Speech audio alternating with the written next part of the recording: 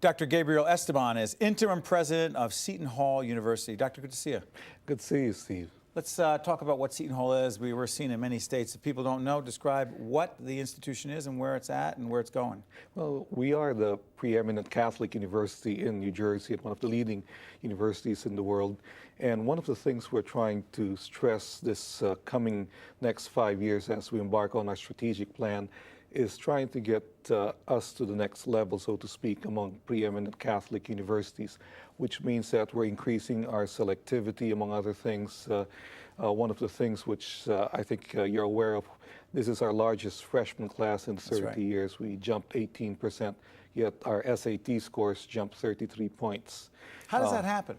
Well, I guess a lot of it had to do with I'm a former business dean, so we employed what I termed... So you admit that? Yeah, dark side is what it's often called. So what we tried to do was we focused on a particular student who we knew would succeed at Seton Hall. They had a certain academic profile in terms of preparation, background, and so on, and that's the group we went after. We targeted financial aid, we reached out to them. We paid more attention to detail versus preceding years.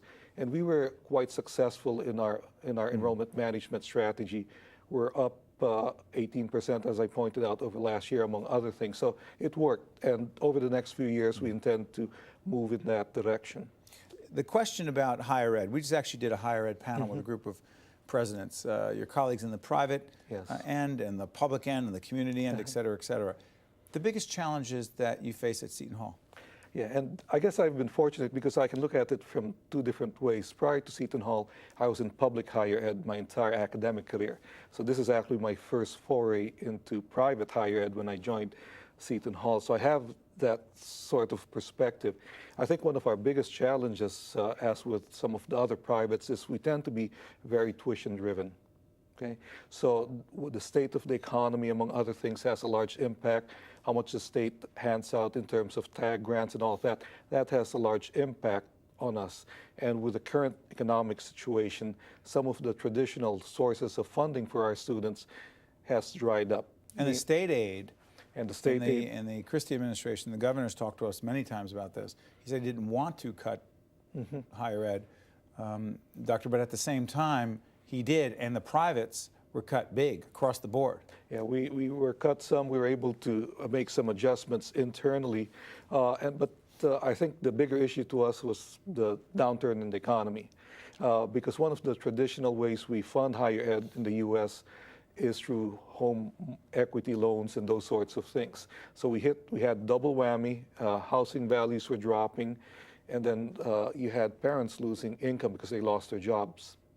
So that's created a number of financial hardships for students across the nation. How have you kept the academic standards high? Because you have to drop some courses, don't you?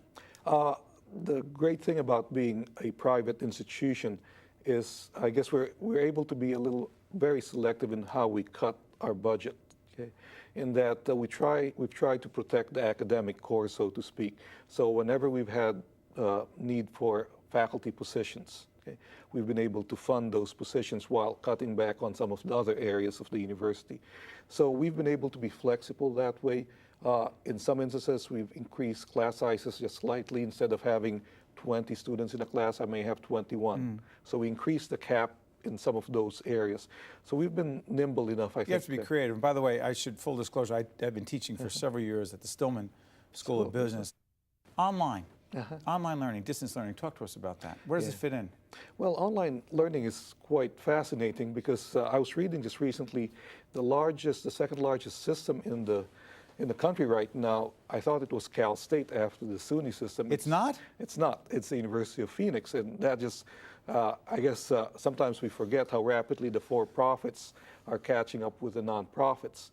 I think for a certain segment of the population, there's going to be a market for online, but sometimes we forget part of going to college is the socialization that occurs on a college campus for your traditional student, meaning it's living with other, as a freshman, you typically live on campus, that social interaction, that maturity, that emotional development, that all happens on a university campus. and it's difficult to then replicate that experience online. A couple other quick ones. The Catholic tradition at Seton Hall, describe it and how it directly impacts on the work that you do and the mission of the university. Well, one thing we pride ourselves in is we try and make sure our students who graduate become servant leaders.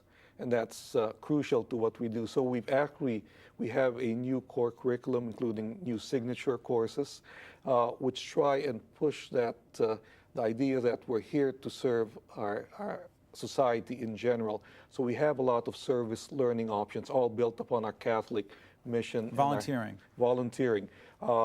In the fall semester, we have service on Saturdays. So we have a number of Saturdays where our students go out to serve the community, and that actually is a semester-long process. We have volunteer initiatives in El Salvador, Haiti, and now I think Ethiopia is another place where we're opening up. So we have a number of activities for our students which are consistent with our Catholic mission and identity.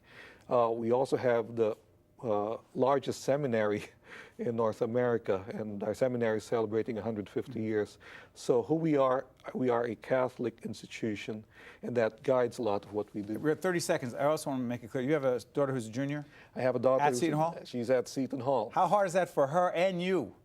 For the first 2 years, she was avoiding me. Were you the helicopter parent? No, I'm not the helicopter parent. I'm trying to fight that myself.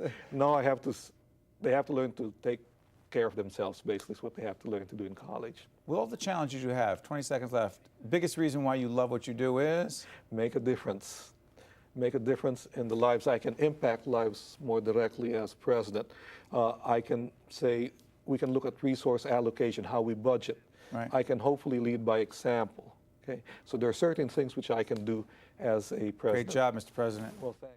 The preceding program has been a production of the Caucus Educational Corporation, celebrating over 20 years of broadcast excellence. NJN Public Television, and 13 in association with WNET.org.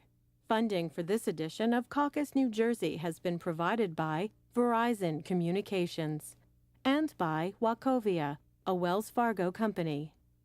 Promotional support provided by New Jersey Monthly, the magazine of the Garden State, available at newsstands. Transportation provided by Airbrook Limousine, serving the metropolitan New York, New Jersey area. Caucus New Jersey has been produced in partnership with St. Joseph's Healthcare System.